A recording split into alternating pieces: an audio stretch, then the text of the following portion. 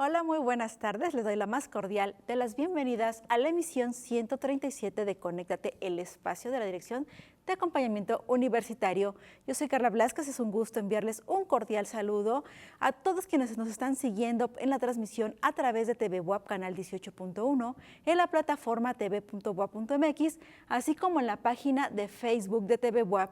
En el marco del Día Internacional de la Lucha contra el SIDA, vamos a hablar de VIH, así como de los métodos preventivos PrEP y PEP y del acompañamiento psicológico para las personas que viven con el virus. Más adelante abordaremos recomendaciones para una adecuada comunicación asertiva entre universitarios, así como los detalles de la segunda etapa de la campaña Juntos Podemos Compartir. Iniciamos diciembre, la verdad, el mes más bonito del año, y ya estamos en la fase final de este 2024.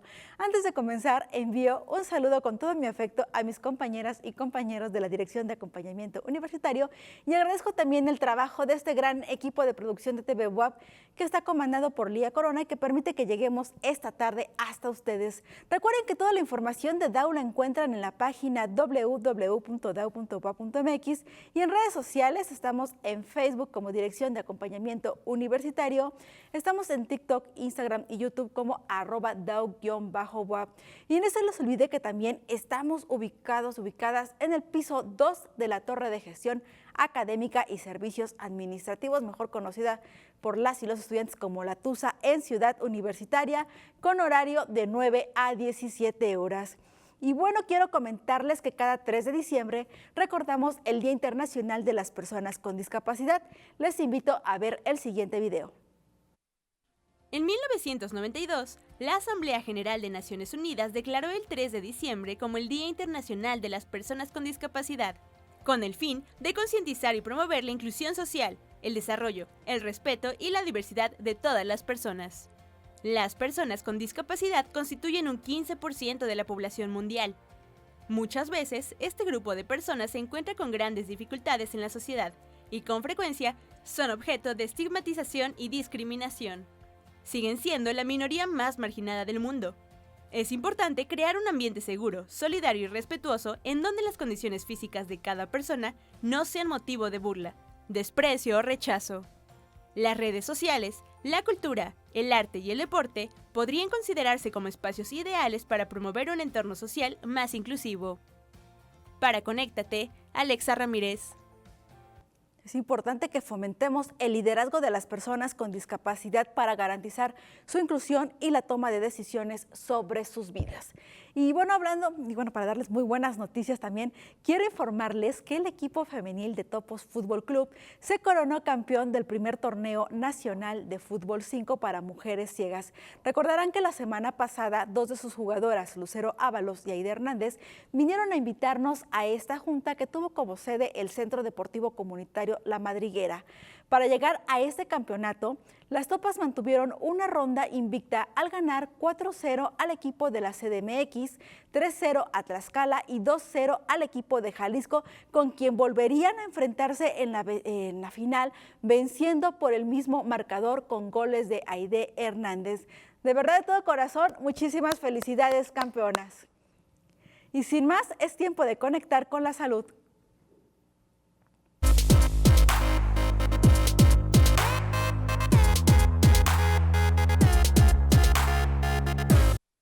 Desde 1988, cada 1 de diciembre recordamos el Día Mundial del SIDA para apoyar a las personas que viven con el VIH y recordar a quienes han fallecido por enfermedades relacionadas con el SIDA.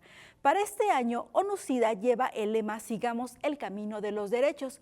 Pues si se protegieran las garantías de las personas, como debe ser, se podría acabar con la enfermedad como tienen planeado para el 2030. Las leyes, políticas y prácticas que castigan, discriminan o estigmatizan a las personas obstaculizan el acceso a la prevención, pruebas, tratamiento y atención del VIH. Para conocer más sobre el VIH y SIDA, saludo esta tarde al médico pasante en Servicio Social, a Jorge Luis González Ramírez, de Promoción y Prevención de la Salud, DAO. ¿Cómo estás, Jorge Luis? Hola, muy buenas tardes, me encuentro muy bien, gracias por invitarme. Oye, Jorge Luis, pues cuéntanos cuál es la diferencia entre VIH y SIDA. Bueno, la diferencia entre VIH y SIDA es que el VIH como tal hace referencia al virus de la inmunodeficiencia humana, es decir, es el agente causal de la enfermedad en cuestión, y esta va a pasar por diferentes estadios en función del conteo de linfocitos TSD4 que tiene el paciente conforme pasa este padecimiento, que es la historia natural de la enfermedad. Pero a grandes rasgos se divide en una fase aguda, en una fase crónica, y la fase, digamos que final, ya hace referencia al síndrome de inmunodeficiencia adquirida. Afortunadamente, actualmente con la terapia antirretroviral, los pacientes que son VIH positivos, con estas nuevas terapias, no avanzan o no siguen ese curso natural de la enfermedad para no llegar a esta etapa final que es el SIDA. Oye, ¿cuáles son los factores de riesgo para contraer VIH? Bueno, los principales factores de riesgos es ejercer tu sexualidad de una manera no responsable, es decir, tener relaciones sexuales ya sea oral, anal o vaginal sin utilizar un método anticonceptivo de barrera, ya sea el condón masculino o ya sea el condón femenino, y tener múltiples parejas sexuales, utilizar drogas por vía parenteral, por ejemplo, ya sea por vía intravenosa, por vía intramuscular, etc. Oye, pues ¿nos puedes comentar cuáles son los signos y síntomas del VIH? Sí, claro, de acuerdo a la literatura nos menciona que en promedio la sintomatología empieza entre las 2 y las 4 semanas posterior a que un paciente ya como tal adquiere la infección, con un promedio de 3 semanas y duran de 10 a 15 días, se conoce como síndrome retroviral agudo, y lo más característico es que el 50% de los pacientes, hasta 2/3 partes de ellos, tienen una sintomatología muy similar a la mononucleosis infecciosa, que tiene una tríada muy característica, que es fiebre, signos y síntomas de faringitis, linfadenopatía cervical, es decir, ganglios inflamados en la cadena cervical anterior y posterior. Pueden también tener mialgias, artralgias, es decir, como sensación, como cuando uno hace mucho ejercicio y se siente embarado al otro día, algo similar. Eso es mialgia. Artralgia hace diferencia como dolor más como articular, como si te dolieran los huesitos, y también pueden presentar, por ejemplo, lesiones en la mucosa oral como llagas. Pues sí que se puede confundir con otro tipo de sintomatologías, pero entonces, ¿cómo se diagnostica? ¿Cuál es el diagnóstico? Como tal, tenemos pruebas rápidas y pruebas confirmatorias. Las pruebas rápidas que se están manejando, por ejemplo, actualmente son pruebas rápidas de 4ª generación, donde el periodo de ventana es aproximadamente de 21 días. El periodo de ventana es algo muy importante que tienen que tener en cuenta toda persona que se quiera hacer una prueba rápida, es el tiempo que tiene que pasar para que una prueba pueda detectar los anticuerpos en la prueba y esta salga positiva. Para las pruebas de 4ª generación, no solamente detecta anticuerpos, sino también detecta antígenos, detecta una glicoproteína muy especial en el virus de VIH, que se conoce como glicoproteína 24, que hace referencia a la cápside del virus, y también detecta anticuerpos. Entonces la persona tendría que esperar un periodo de 21 días para hacerse una prueba de 4ª generación. Desafortunadamente, así como hubo una prueba de 4ª generación, también hubieron pruebas de 1ª, 2ª y 3ª. Las pruebas de 1ª y 2ª generación todavía existen, algunos laboratorios todavía las manejan, pero el periodo de ventana es más largo. El paciente tiene que esperar entre 50 o 90 días para que la prueba pueda, digamos, que detectar los anticuerpos, y únicamente las pruebas de 2ª, 1ª y de 3ª solamente detectan anticuerpos, no detectan antígenos como las pruebas de 4ª generación. Y finalmente, las pruebas confirmatorias. El hecho de que yo me haga una prueba rápida no significa como tal que yo ya sea VIH positivo, porque como son pruebas de cribado, tienen cierta sensibilidad y especificidad, pero no son 100%, tienen 99% de sensibilidad y 98.9% de especificidad. Entonces, siempre una persona, digamos, que se hace la prueba rápida y sale positiva, lo ideal es que acuda, por ejemplo, al servicio de Capacits, y ahí les van a indicar, por ejemplo, los que son estudiantes, o al Instituto Mexicano del Seguro Social, de que ellos tienen seguro facultativo, que tienen que realizarse una prueba confirmatoria. Perfecto. Y, por ejemplo, en dado caso que resultaran reactivos o que fueran positivos, ¿cuáles son los tratamientos que existen? Ok, los tratamientos que existen básicamente van dirigidos para interrumpir el ciclo biológico infeccioso del VIH. Tenemos inhibidores de la integrasa, inhibidores de la transcriptasa inversa e inhibidores de la proteasa. Dependiendo de la guía que se lea, hay guías americanas, europeas y guías mexicanas, te cambian un poquito el tratamiento, pero así a grandes rasgos los principales que se utilizan es dolutegravir, ratiregravir, lamivudina y sidobudina. Y siempre es en terapia en combinación, es decir, nunca se dan tratamientos en monoterapia, siempre es una terapia dual, es decir, dos fármacos combinados, un inhibidor de la integrasa con un inhibidor de la transcriptasa inversa o ya sea 3 fármacos combinados. ¿Se puede prevenir con algunos tratamientos? La prevención, sí, lo ideal, la mejor forma de prevenir que uno se contagie por VIH es ejercer tu sexualidad de manera responsable, es decir, si tú sabes que vas a tener relaciones sexuales, utilizar un método preservativo de barrera. Existen muchos métodos anticonceptivos, pero la finalidad de los métodos anticonceptivos, por ejemplo, el DIU, los anticonceptivos orales combinados, previenen un embarazo, pero no te protegen contra enfermedades de transmisión sexual, como lo hace el condón masculino o el condón femenino. O sea, esos son los efectivos. Efectivos en el aspecto de que al evitar el contacto con mucosas, como por ejemplo las secreciones vaginales, el semen, pueden tener una alta carga viral del virus, entonces ahí te puedes contagiar. La idea es que al utilizar el preservativo no exista esa mezcla, digamos, de secreciones y por ende pues no existe un riesgo de contagio. Hoy hemos también estado revisando que hablan mucho del PrEP y del PEP. ¿Nos puedes explicar en qué consisten, por favor? Sí, claro. El PrEP hace referencia a la profilaxis previa a la exposición y PEP es profilaxis posterior a la exposición. La Organización Panamericana de la Salud nos refiere que el PrEP lo deben de utilizar todas aquellas personas que tienen factores de riesgo para poder contagiarse de VIH. Nos hace referencia a 3 principales escenarios, pero esto es como que un tema muy individualizado porque depende mucho de cada paciente. Pero los 3 principales puntos importantes son todos aquellos pacientes que tuvieron relaciones sexuales, ya sea oral, anal o vaginal, sin utilizar ningún método anticonceptivo de barrera en los últimos 6 meses, todo aquel paciente que fue diagnosticado con una enfermedad de transmisión sexual, ya sea por un método de laboratorio y recibiera o no tratamiento en los últimos 6 meses, y el tercer punto es que la OPS también menciona que aquel paciente que se haya sometido a una profilaxis posterior a la exposición en los últimos 6 meses. Pero como te comento, todo es individualizado. También podemos agregar otro cuarto punto que, por ejemplo, las trabajadoras sexuales que por algún motivo hayan tenido algún contacto sexual de riesgo con alguna persona sin haber utilizado algún método anticonceptivo de barrera, ellas también están en riesgo, entonces deben también utilizar el PrEP. Y la última sería, por ejemplo, que tu pareja fuera VIH positiva, es decir, tú no tienes VIH, pero tu pareja sí, entonces tú puedes tomar el PrEP para prevenir contra la infección. De hecho, la OPS menciona que el tomar el PrEP reduce en un 90% la probabilidad de contagiarse con VIH. Por eso es profilaxis previa a la exposición. Lo que sí hay que tener en claro es que todos los pacientes que toman el PrEP, también la literatura menciona que se deben de realizar pruebas rápidas cada 3 meses. Esto con la finalidad de tener como que un protocolo y vigilar que la persona no se vaya a infectar, porque si la persona ya está infectada con VIH, el PrEP ya no le sirve para nada, por así decirlo. El tratamiento es totalmente distinto. Entonces, pues no son tan recomendables su uso, o sea, tienen que ir con alguna, por decirlo así, tienen que ir prescritos. Evidentemente tienen que ir prescritos, pero sí son recomendables porque a pesar de que no son 100% efectivos, reducen un 90% la probabilidad de que la persona padezca VIH.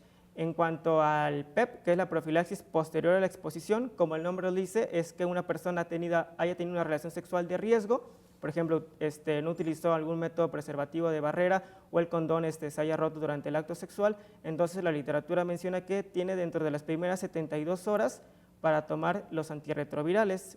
Por ejemplo, en el Instituto Mexicano del Seguro Social, que es la mayoría en el que los alumnos están asegurados, se utiliza una terapia que es combinada, es tenofovir con emtricitabina o tenofovir con lamivudina, y es una toma diaria de una pastillita durante 28 días.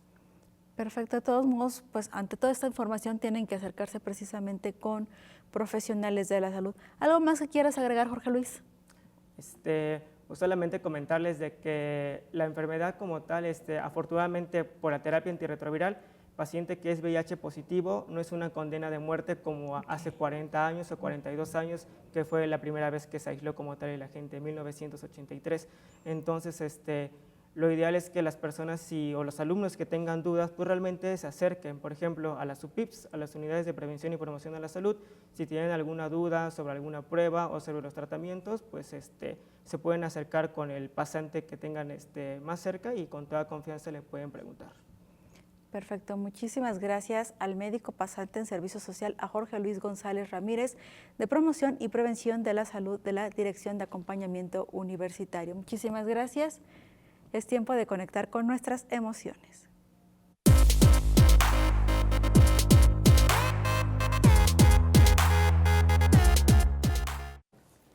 En el momento que una persona recibe el diagnóstico de VIH, tanto la información sobre el virus, el apoyo social, así como las percepciones y creencias son fundamentales para mediar las dificultades emocionales que se pueden enfrentar. Así es como la psicología juega un papel fundamental para dar acompañamiento. Y bueno, para abordar este punto de vista, saludo a la psicóloga Dolores Hernández Sánchez de Atención al Bienestar Emocional DAO. ¿Cómo estás, Dolores? Hola Carla, buenas tardes, ¿cómo has estado? Bien. Bien, Gracias por invitarme nuevamente. Gracias, Lola, por estar esta tarde. Oye, platícanos cómo es que influye el diagnóstico en el bienestar emocional de las y los pacientes con VIH. ¿Cómo se puede abordar? Ok, es importante tomar consideraciones desde que se comunica el diagnóstico. La situación en donde se encuentra el paciente, la forma en la que es comunicado el diagnóstico, la información previa que puede contener acerca de la información e incluso las percepciones que él tenga acerca de, o ellos tengan acerca de la enfermedad, va a jugar un papel fundamental en cómo van a percibir precisamente este diagnóstico cuando lo reciban. Básicamente, cuando una persona recibe este diagnóstico, se enfrenta con muchos miedos. ¿Por qué? Porque no sabe qué le espera y entonces viene un gran temor respecto a cómo decirlo a los demás, cómo lo van a percibir, cómo va a costear el tratamiento, etcétera. Entonces, todas estas dudas pues generan un miedo en las personas diagnosticadas y evidentemente genera un impacto emocional. Oye, coméntanos, ¿qué rol juega la educación comunitaria para reducir la discriminación y cómo puede un psicólogo o una psicóloga abordarlo? Antes que nada, me gustaría comentarte que durante el proceso de orientación psicológica, el psicólogo debe tomar parte de que es un trabajo multidisciplinario. Él va a hacer solo una parte que le corresponde y básicamente es el acompañamiento para que esta persona, en primer lugar, pueda afrontar el diagnóstico, porque en la práctica ya cotidiana te das cuenta, por ejemplo, que aunque personas que ya tienen el diagnóstico muy pocas veces lo asumen, muy pocas veces realmente se comprometen con el tratamiento. Entonces, la función que tiene un psicólogo es precisamente desarrollar estas estrategias de afrontamiento que le van a permitir aceptar el diagnóstico y aceptar un tratamiento, porque como lo mencionaba nuestro médico experto anteriormente, parte precisamente del éxito en esta enfermedad es adherirse correctamente al tratamiento. ¿Por qué? Porque conlleva una dosis de medicamento que debe ser tomada todos los días a la misma hora para que se garantice que el medicamento esté siempre en el organismo y de esta manera evitar que el virus se reproduzca. Pero eso solamente es una parte, también conlleva que el paciente tiene que empezar a modificar sus estilos de vida a partir del diagnóstico y eso conlleva, por ejemplo, adquirir hábitos como una alimentación saludable, ejercicio, etcétera. Y entonces los psicólogos nos volvemos solamente una parte en este acompañamiento que deben tener las personas, porque a pesar de que el tratamiento debe ser médico o biomédico, es necesario que se involucren otros especialistas para poder tener un tratamiento integral. ¿Qué papel juega la sociedad? ¿Qué papel juega precisamente la educación comunitaria?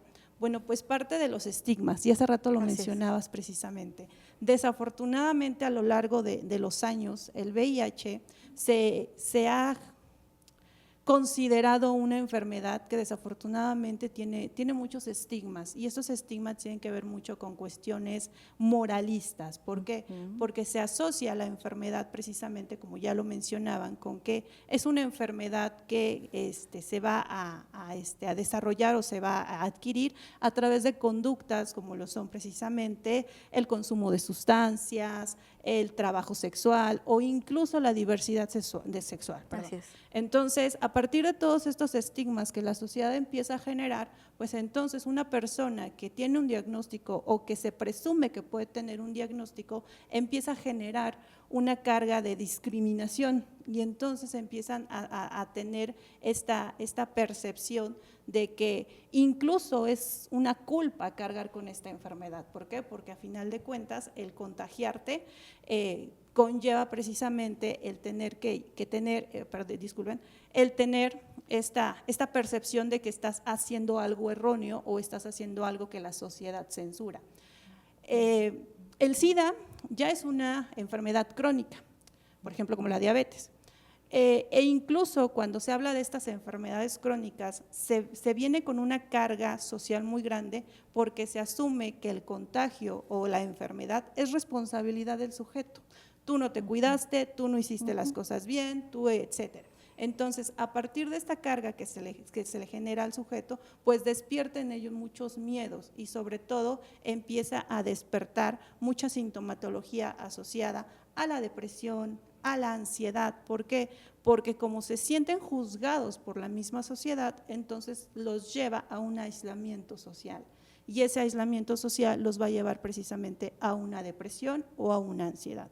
Entonces, el papel fundamental tanto de los psicólogos como de la educación para la comunidad en general es explicar realmente cuál es la enfermedad, explicar cómo se transmite, cuál es el tratamiento, pero sobre todo ir rompiendo todos estos mitos que los van a estar estigmatizando y que la mayoría son erróneos y como hace rato lo mencionaba también nuestro experto, es quitar de la mente colectiva el hecho de que SIDA o VIH es sinónimo de muerte. Los avances médicos han tenido un gran aporte precisamente en los tratamientos y con un adecuado tratamiento entonces se podrá llevar a cabo una calidad de vida en los sujetos sin que interfiera con sus actividades cotidianas. Oye, Dolores, coméntanos, ¿y cómo podemos coordinar esfuerzos para asegurar que el paciente reciba una atención integral? Bueno, si nos vamos a la definición de salud, recuerda que nos dice que debemos tener un estado de bienestar físico, emocional y social, ¿de acuerdo? Entonces, ante un diagnóstico precisamente de VIH, lo que se debe hacer es contar precisamente con expertos en diferentes líneas de intervención que puedan brindar desde sus áreas la información y la orientación adecuada a las personas para que de esta forma puedan llevar un tratamiento eficaz y puedan prolongar su vida sin ningún problema. Y estamos hablando desde la cuestión médica, estamos hablando desde la cuestión psicológica, estamos hablando desde trabajadores sociales que puedan tener también esta información o proporcionen esta información acerca de organizaciones, dependencias que puedan brindar apoyo, porque también algo que es el reto o uno de los grandes retos que tiene el Estado ante esta enfermedad es precisamente, y lo mencionabas al inicio, promover y proveer todas las atenciones necesarias para esta información. ¿Por qué? Digo, para esta enfermedad. ¿Por qué? Porque requiere un tratamiento pues para toda la vida. Y entonces eso muchas veces genera un impacto económico en muchas personas y si no se tiene esa solvencia económica, entonces ahí genera un problema que puede despertar otros problemas como la ansiedad y la depresión. Entonces, este trabajo integral que también debe tomarse o participar, incluso expertos nutriólogos, expertos en activación física que puedan de cierta forma contribuir a que el estado físico de la persona esté en óptimas condiciones para que de esta forma pueda el medicamento o el tratamiento médico tener un mayor impacto en las personas. Entonces, se trata de un trabajo multidisciplinario donde todavía tenemos muchos retos porque desafortunadamente ante un diagnóstico muchas veces las personas solamente se quedan con la atención médica. Te voy a contar rápidamente un caso que me llegó precisamente en una atención y una persona, un chico, tenía ya un año en tratamiento precisamente con un diagnóstico de VIH, tenía aproximadamente 2 meses con psiquiatría porque ya tenía un cuadro de ansiedad generalizada y de repente me dice, bueno, es que yo vengo aquí porque me lo recomendaron, pero realmente no sé en qué me puede ayudar un psicólogo. Entonces, parte del reto es que todas las personas que estamos trabajando con personas que están diagnosticadas con VIH, puedan estar informados acerca de todo lo que pueden hacer todos los profesionales para poner en el centro precisamente la atención a las personas con VIH y mejorar todos los ámbitos de su vida, no solamente el aspecto médico, sino también el aspecto físico, el aspecto psicológico e incluso el aspecto social. Perfecto. Es importante como sociedad estar, pues que estamos informados para precisamente reducir estigmas, erradicar la discriminación. Muchísimas gracias a la psicóloga Dolores Hernández Sánchez de Atención al Bienestar Emocional DAO. Muchísimas gracias por seguir en Conéctate y seguimos conectados con nuestras emociones para hablar de la comunicación asertiva entre universitarias y universitarios. Y para ello saludo esta tarde a la psicóloga Gabriela Guadalupe Muñoz Zamora de Atención al Bienestar Emocional DAO. ¿Cómo estás, Gaby? Hola Carla, buenas tardes, muy bien, gracias. Muchísimas gracias. Oye, coméntanos, Gaby, ¿cuáles son los desafíos que enfrentan la juventud en sus espacios para comunicarse de manera eficiente y asertiva? Claro, pues mira, primero es importante recordar que hay, pues el tema de la comunicación está implícita en todas y todos como seres humanos. Un autor, Václavic, nos comentaba que es imposible no comunicarnos, que todo el tiempo estamos en esta interacción con los demás, que todo el tiempo estamos mandando mensajes. Sin embargo, pues la comunicación asertiva implica otras cosas y en los contextos universitarios pues se llenan de situaciones que pueden ser muy difíciles para ellos, el hecho de asumir, resolver o afrontar cuestiones, ¿no? Digo, a veces pasa también que cuando están en proyectos finales, los trabajos en equipo, las formas de cómo resolver estas situaciones con sus iguales, pues se complica mucho, los llena de mucha frustración, los llena de mucho enojo, los llena de esta a veces incapacidad de poder resolverlo de manera adecuada y que eso se permea también en la estima y en el autoconcepto que tienen de ellos mismos. Entonces, en esta dinámica interaccional donde están todo el tiempo interactuando, resolviendo, indiscriminadamente la carrera en la que estén, pues la comunicación siempre es de vital importancia y cuando se permea esta parte del amor propio o incluso hasta de la autoestima, pues de repente se complica mucho la parte de la comunicación porque sí hay una relación directa entre cómo vivimos la emoción y cómo la afrontamos, tiene una relación con la comunicación. ¿Cómo podríamos entender la comunicación asertiva? Porque hablamos de comunicación, digamos, solita, pero también está la comunicación asertiva. Claro, pues mira, la comunicación asertiva es algo que tiene que ver directamente con poder estar en la voluntad de la persona respecto a sus decisiones y a sus derechos. Es decir, tampoco tiene que ser violenta, agresiva o necia, sino también tiene que equilibrarse un poco respecto a lo que yo necesito, mis convicciones, y también hacerlo de una manera equilibrada, que en teoría suena como sencillo, ¿no? Poderlo asimilar y poderlo entender, pero en la práctica de repente se nos complica a todos el poder comunicarnos de una manera que no sea hostil, pero que también pueda colocarme a mí dentro de mis convicciones y lo que yo necesito como persona y poderlo dialogar de manera adecuada, ¿no? Y esto implicaría incluso la parte de los gestos, el tono de voz, el momento perfecto para poder decir las cosas, ¿no? Y en esta interacción de los chicos y chicas universitarios, pues se enfrentan a estos contextos entre sus iguales, sus compañeros, pero también entre sus docentes, la familia, sus parejas y en general como la forma en donde se desarrollan profesionalmente. Entonces, esta comunicación asertiva implica mucho más que solo comunicar y que tiene algunos como factores importantes, ¿no? Poderlo hacer de manera respetuosa, porque esto es algo súper importante. La comunicación asertiva siempre implica el ser empático con el otro, ser respetuoso con el otro y también colocarnos en el contexto y en el momento en donde se encuentra el estudiante. Entonces, esas son algunas de las características que tiene esta comunicación asertiva. ¿Por qué es importante llevarlo a la práctica en los ambientes universitarios?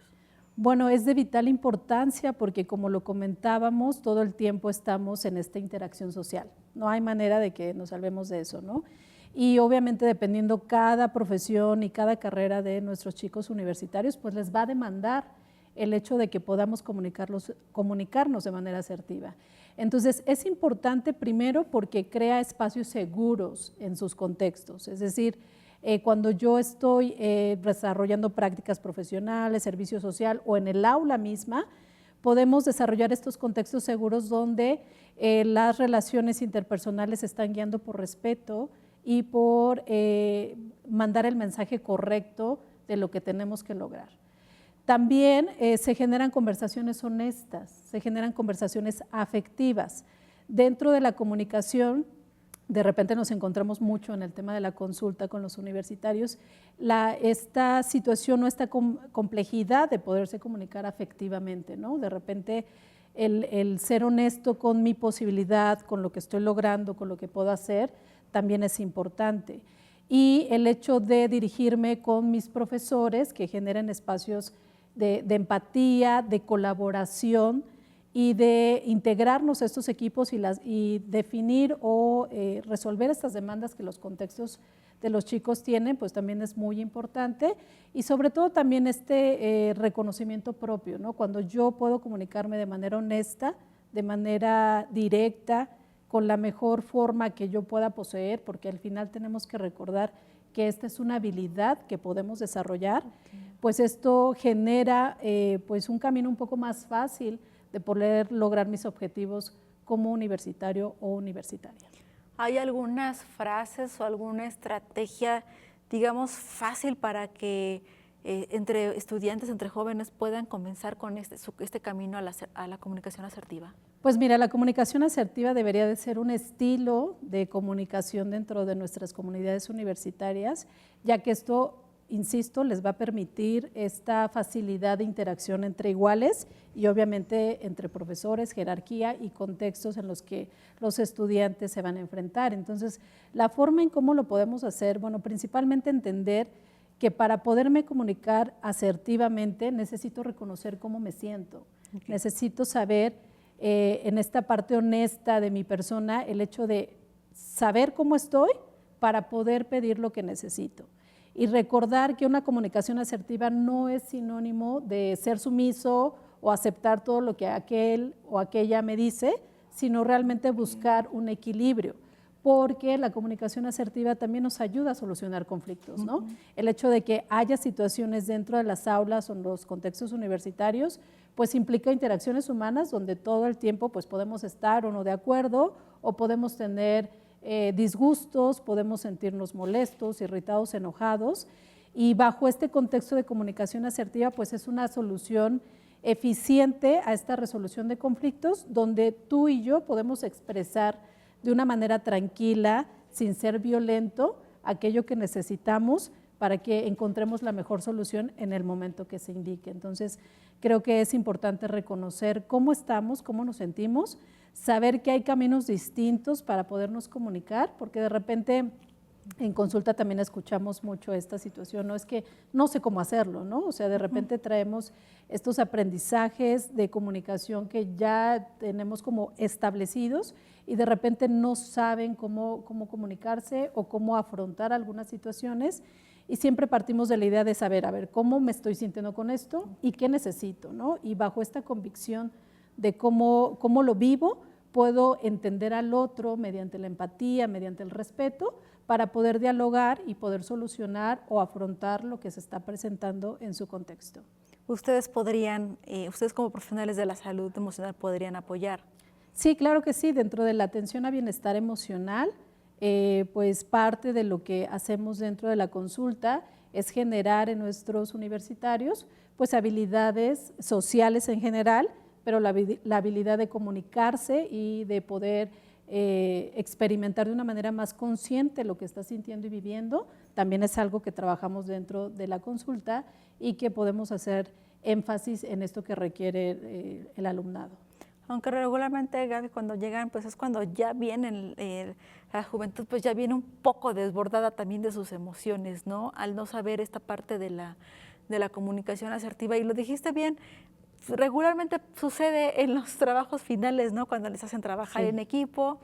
Y pues no falta que el que sí trabaja, el que no trabaja, el que le encargan que haga todo, el que tiene que hacer, como que no está bien hecha la distribución, y yo creo que ahí es como que está como la pólvora, ¿no? Como que esta llamita que les puede empezar a encender. Sí, totalmente. O sea, sí hemos escuchado historias donde justo en sus exámenes finales o proyectos finales se presenta esta dinámica, ¿no? Donde pues yo hice todo y mi compañero no lo hizo, y de repente también les preguntamos, híjole, es que esta forma de resolver no solo depende de quien no hace nada, también depende de quien se hizo todo, porque en qué momento se pudo como negociar el organizarse para que el objetivo se cumpliera. De repente les cuesta mucho, ¿no? Poder delegar o negociar, organizar esta parte, y tiene que ver en la forma en cómo nos comunicamos. Entonces los chicos caen en un momento de mucho estrés, de mucha ansiedad, porque entonces tienen que resolver, pero ya se carga todo el trabajo para una o dos personas, y por los demás en estos, digamos, como obstáculos de comunicación, pues tampoco pueden como ya decir, híjole, no pude asistir, o me costó trabajo hacer tal o cual actividad, y es ahí donde la comunicación asertiva toma un papel importante, ¿no? Que podamos negociarlo, y a lo mejor en tu habilidad no está hacerlo lo que tenías que hacer visualmente, ¿no? Digitalmente, pero sí podemos, no sé, producirlo, ¿no? O escribirlo, no sé. Entonces es ahí donde parte el poder comunicarnos de manera respetuosa y equilibrada para poderle dar solución a esta situación. Bueno, yo les puedo decir, está muy fácil, es empatía y respeto, pero pues a veces no todas las personas pueden pues desarrollarlo, porque al final de cuentas nos comentas es una habilidad, y si no pueden, pues podrían acudir también a bienestar emocional. ¿Algo más que quieras agregar, Gaby? Justo recapitulando esto, Carla, sí que es una habilidad, o sea, es decir, que todos podemos desarrollarla. Habrá quienes nos cueste más, quienes nos cueste menos, pero esta habilidad social es de vital importancia en la vida universitaria, porque al final también es un ejemplo un poco de la vida laboral, ¿no? De la vida laboral, los chicos y chicas que van a egresar o que ya están en sus prácticas y su servicio, pues evidentemente tienen que ocupar estas habilidades. Entonces es importante enfatizar que es algo que nos va a ayudar en la vida en general, y si se desarrolla en este contexto universitario, pues es mucho mejor, ¿no? Y les va a ayudar muchísimo. Y no solamente en el contexto universitario, también en casa, como dices, también en la labor. Muchísimas gracias a la psicóloga Gabriela Guadalupe Muñoz Zamora, de Atención al Bienestar Emocional DAO, por estar esta tarde platicándonos el tema. Muchísimas gracias, Gaby. Y bueno, como recordarán, también se realizó el 8º encuentro de tutoría y mentoría académica, y Yamil Candia se dio la tarea de preguntar a las y los docentes que ejercen estas acciones de acompañamiento su opinión sobre el evento. Vamos a ver. Mira, fue un evento interesante. Nosotros venimos de una universidad externa y la verdad es que nos va a ayudar sobre todo para la cuestión de tutorías. Nosotros nos toca ser tutores.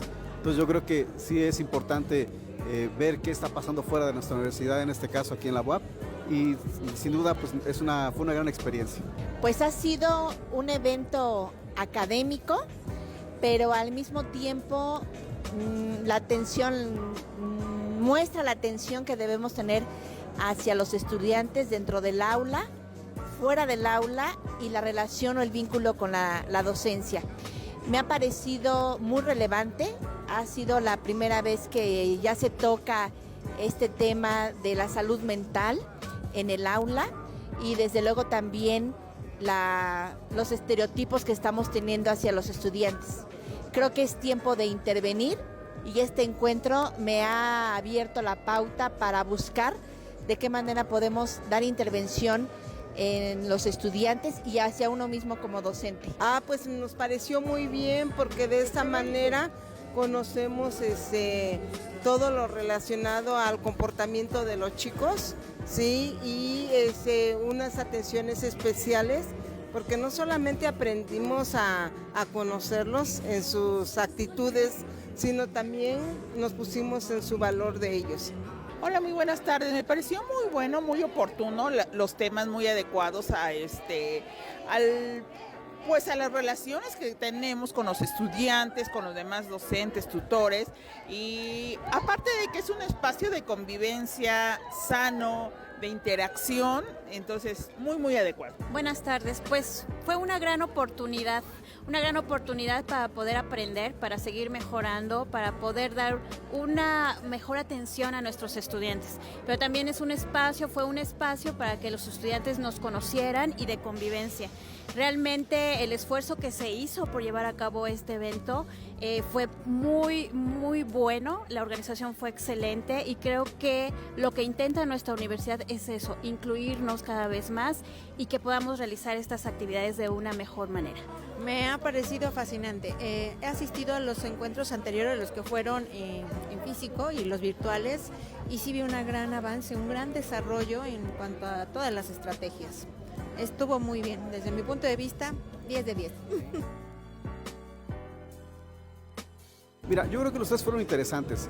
El último fue más dinámico, pero sin duda cada uno de ellos tuvo lo suyo, ¿no? Y finalmente lo que nos deja, bueno, simplemente nos abrió más el panorama respecto de lo que traíamos como idea de qué íbamos a poder encontrar. Sin embargo, para mí particularmente superó mis expectativas. Todas han sido muy relevantes, sin embargo esta última del doctor sobre cómo es el manejo de la inclusión educativa ha sido muy importante porque es un tema que nos va a permitir, yo creo que también identificar nosotros como docentes en dónde estamos parados para poder satisfacer la educación de la inclusión o la inclusión educativa. Se complementaron dichas conferencias porque hablaron todo lo relacionado en este caso a la mentoría, a la logomentoría. Pues yo diría que la primera y la tercera. La primera, el doctor Juan de Dios Pineda, porque finalmente yo fui de las fundadoras del mentoring, entonces el reencontrarnos con él y ver que ha avanzado en materia de mentoría, por eso llamó mi atención. Y de la última, la cuestión de la inclusión, ¿no? ¿Por qué? Porque generalmente, lo dijo el ponente, incluir no nada más es decir, ven, pásale, sino incluir e involucra generar todas las condiciones, todo el aspecto en cuanto a infraestructura, lenguaje, espacios, docentes, alumnos, etcétera, para que las personas se puedan sentir parte de, ¿no? Entonces, muy bueno. A mí me gustó mucho la última, del investigador que nos visita de Veracruz. Y ¿por qué me llamó mucho la atención? Porque nos llamó la atención a cambiar como docentes. Nos presenta los diferentes perfiles que podemos tener los docentes, desde cómo podemos llevar a cabo la enseñanza desde un punto de vista cognitivo y cómo también eso no solo influye en nuestros estudiantes, nosotros no tenemos que estar evaluando y constantemente a nuestros estudiantes, también tenemos que evaluarnos nosotros como docentes. Entonces eso es lo que a mí me deja este evento, que la verdad mis felicitaciones, una excelente organización. Las tres estuvieron muy ad hoc, muy de acuerdo con lo que estamos viviendo, con las interacciones, con las nuevas generaciones. Vaya, está muy bien.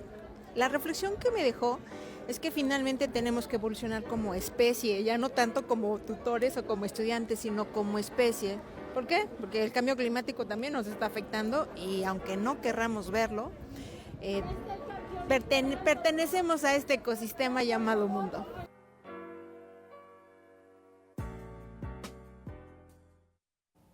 Tiempo de acompañar porque ya inició la segunda fase de la campaña Juntos Podemos Compartir. En la vía telefónica saludo al licenciado Miguel Rodríguez Arana, responsable de vinculación y gestión de la DAU. ¿Cómo estás, Mike? Hola, ¿qué tal, Carlita? Muy buenas tardes. Muy contento de estar nuevamente en Conéctate. Muchas gracias.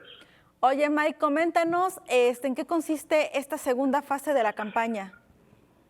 Pues nos encontramos ya en la etapa de la colecta como tal. Estamos ya recabando todo lo recaudado en la primera etapa, que fue el llevar todo el mayor número de kilos de arroz y frijol a nuestras unidades académicas y dependencias. Y ya desde hace algunos días nos encontramos recolectando ya en esta caravana de recolección que tanto anunciamos, todo lo recaudado. Y pues muy contentos, Carlita, de ver la respuesta de la comunidad universitaria, de sumarse a estas campañas que realmente aportan muchísimo y que dicen mucho de nuestra universidad en temas de responsabilidad social y, por supuesto, exhortando a toda la comunidad, a las dependencias, unidades académicas, complejos regionales, que no han entregado, que no hemos podido organizarnos para la colecta, pues que todavía estamos a tiempo, tenemos hasta el día 10 de diciembre para poder organizar la cita, la agenda, para poder recaudar todo lo que será recolectado, Carlita. Oye, coméntanos cuál es la meta de recolección de arroz y frijol y también si nos puedes comentar, pues ya qué unidades académicas, qué unidades administrativas ya han realizado su aportación. Claro que sí, pues la meta es superar lo recaudado del año pasado, que fueron de 9 toneladas. La meta es superar eso, llegar a más de 10 toneladas, por supuesto. Y de las unidades académicas que se han sumado, que ya han entregado, además de la gran respuesta de todas las dependencias, quiero resaltar esto, quiero agradecer muchísimo a todas las dependencias que este año se han sumado, de verdad, Tesorería, Secretaría General, Secretaría Particular, Dependencia de Recursos Humanos, la DAE, por supuesto SEGAU, se me van, ¿no? Son muchas, pero el Instituto de Física, de Fisiología, la Facultad de Derecho, la Facultad de Economía, la Facultad de Electrónica, Contaduría Pública. Toda esta semana vamos a estar recogiendo la preparatoria Enrique Cabrera, la preparatoria Lázaro Cárdenas, y se van sumando, ¿no? Ahorita toda esta semana estamos recogiendo, algunos están entregando en el lobby de la torre, junto al contenedor, estamos ahí recibiéndoles parte del personal de la DAU con mucho gusto, y también nosotros estamos en esta caravana recogiendo lo recaudado pues en las sedes que funcionaron como centros de acopio, de acuerdo a lo establecido. Entonces todavía tenemos, te repito, hasta el día 10 para que todas aquellas dependencias y unidades académicas que nos están escuchando, que nos están viendo y que dicen, hey, yo todavía tengo, no hemos entregado, ¿cómo nos organizamos? Pues nosotros nos estaremos contactando también para que nos organicemos y pues juntos podamos lograr la meta. Oye, Mike, recuérdanos qué se estaría realizando, cuál sería el destino de estos kilos de frijol y arroz. Claro que sí, fíjate que esa es una de las muy buenas noticias, excelentes noticias. Recordarles que cada uno de los kilos que se están recaudando formarán parte de una despensa que se va a entregar a las familias que más lo requieran dentro de la zona del estado de Puebla. Muchas personas dentro de la campaña que estamos haciendo ahorita de recolección nos preguntan justamente, ¿se va a entregar así el kilo de arroz y de frijol? No, a través del programa de Puebla Comparte, de Banco de Alimentos, lo van a transformar en una despensa que se puede entregar de manera permanente durante determinado tiempo para entregarse de manera semanal a las familias que, de acuerdo a los estudios estadísticos que ellos realizan, se encuentran en estado de inseguridad alimentaria, y con esto se podrán ver beneficiados por lo menos en determinado tiempo para poder tener acceso a alimento digno. Y bueno, ¿por qué arroz y frijol? Lo hemos platicado en algún otro momento. Estos alimentos son los que las grandes empresas, las grandes marcas, centros comerciales y tiendas pues no donan, no caducan, entonces el arroz y frijol casi nunca lo donan. Por eso la labor en esta ocasión, como hace un año, de recaudar el arroz y frijol para integrarlo a las despensas que Puebla Comparte realiza y distribuye ya de manera permanente. Llama la atención la estrategia que implementaron algunas unidades académicas y también administrativas, como es el caso de la Facultad de Ciencias Políticas y Sociales y de la Dirección de Deporte y Cultura Física, Mike, en el aspecto en que rifaban, por ejemplo, un lobito que podemos encontrar en las tiendas web, una USB, y entonces hacían esta serie de dinámicas en redes sociales en las que les decían un boleto por un kilo de arroz o por un kilo de frijol. Entonces, este movimiento, estas estrategias que también, pues, hasta cierto punto, pues nos impresionan y nos impactan también en la forma en cómo se está trabajando con este interés de poder realizar esta colecta. Es correcto, es de admirarse. Siempre, no deja de sorprendernos la respuesta de la comunidad universitaria ante propuestas como esta, y como tú lo dices, es el caso de la Dirección de Deportes, de facultades como Ciencias Políticas, que realizaron dinámicas internas a través de rifas, a través de intercambios, de trueques, de la donación del arroz y el frijol a cambio de un boleto para algún evento. En algún momento se dieron termos, productos que obviamente son universitarios, que crean identidad, pero que también a la vez ayudan y fomentan el apoyo a programas como este. Y así te puedo ir diciendo ahorita en esta caravana de recolección que estamos realizando, es de sorprenderse la labor de, nuevamente lo digo, de los lobomentores, de los estudiantes que se ponen las pilas y que recaban a través de diferentes dinámicas, en este caso el arroz y el frijol, pues solamente pasando el mensaje unos a otros.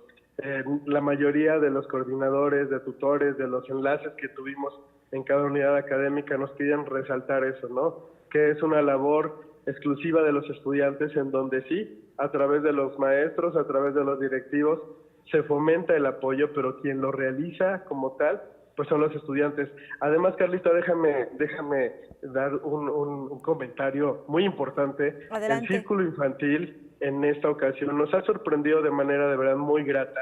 Ellos, a través de una dinámica muy importante de la transmisión de valores a los pequeños, pues llenaron dos contenedores a sus posibilidades, y a través también de la enseñanza de compartir, pues le hicieron, ¿no?, que los pequeñitos, que también forman parte de la universidad, por supuesto, apoyaran en esta campaña. Obviamente no lo podemos difundir por la protección, pero vimos un video en donde los pequeños llevan su kilo de arroz, llevan su kilo de frijol y lo depositan en el contenedor con una carita de verdad impresionante de apoyo, que es digna de reconocerse a la labor de los directivos, de todas las maestras que están inculcándoles estos valores a los pequeños. De verdad es de admirarse, se te ennoblece tanto el corazón al ver este tipo de acciones, porque te das cuenta que es una campaña que va más allá de eso, no va más allá de una simple colecta, sino que mueve